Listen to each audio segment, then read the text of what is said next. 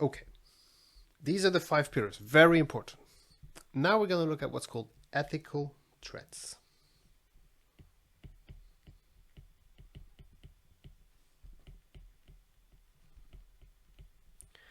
And these are the challenges that you will have.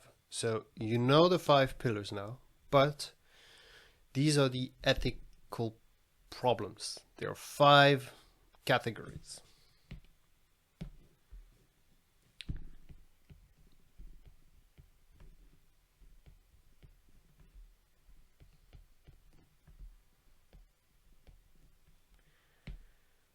Numero uno, self-interest.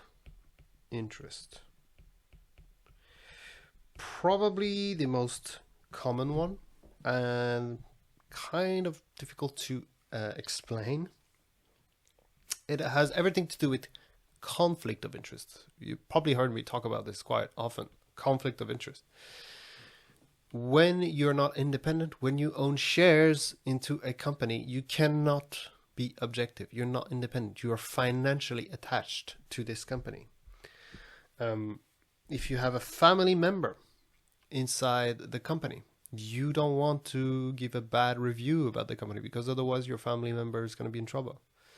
All of these are examples of self-interest threat or conflict of interest. So let's give it a simple example: financial interest.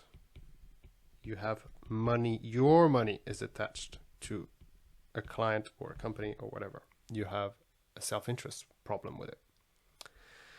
Self-review. Now, you're going to explore what auditing is in later exams, where you give an opinion on financial statements of a company as an auditor, as an independent accountant. And self-review is when you are checking your own work. That is why you cannot audit a company that you are the accountant of. No, that doesn't work like that. Because then you have self-review. Checking your own work.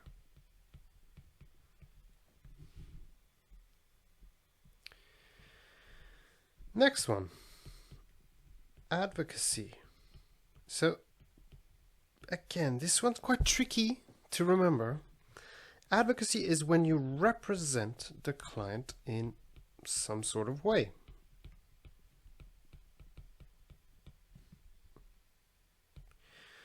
Like an ambassador, or like like the athletes in sports, they are ambassadors of brands. They have sponsors.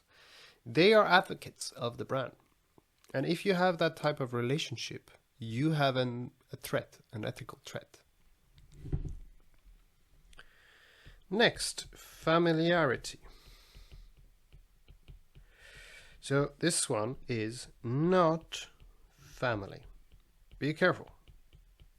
Family member is self-interest. Familiarity is to be too familiar with the client.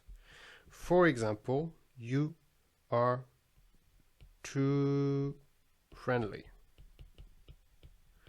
You're too close. Right? You go to golf together every weekend for the last 10 years. He's your friend. He's your buddy. So therefore, there is an ethical threat because you are not going to treat it objectively here. And the last one is intimidation. So this is kind of like a verbal threat, bullying, blackmail, or threats. Like, for example, if you don't do my accounts, if a client tells you, oh, you need to finish the accounts, otherwise I'm not going to pay you. This is an intimidation threat. So these 5 are all the different categories of threats you will find in the real world. You need to know your 5 pillars first. Then you need to know all the different types of threats, because in the exam they're going to give you an example. Which threat is this?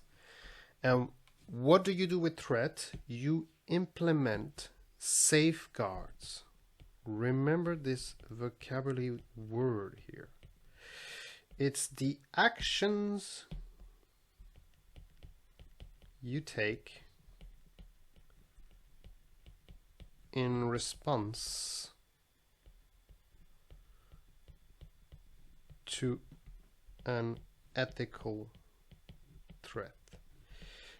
So for example, if you have a self-interest threat, you own shares of the company and they ask you to do the accounts. What you need to do, there is a self-interest threat here. What you need to do is you need to put in a safeguard in place to remove the ethical threat. That's what a safeguard is an action you take to remove the threat. And what will be the safeguard here? You will sell the shares that you have, and then the ethical threat is gone. You don't have shares anymore.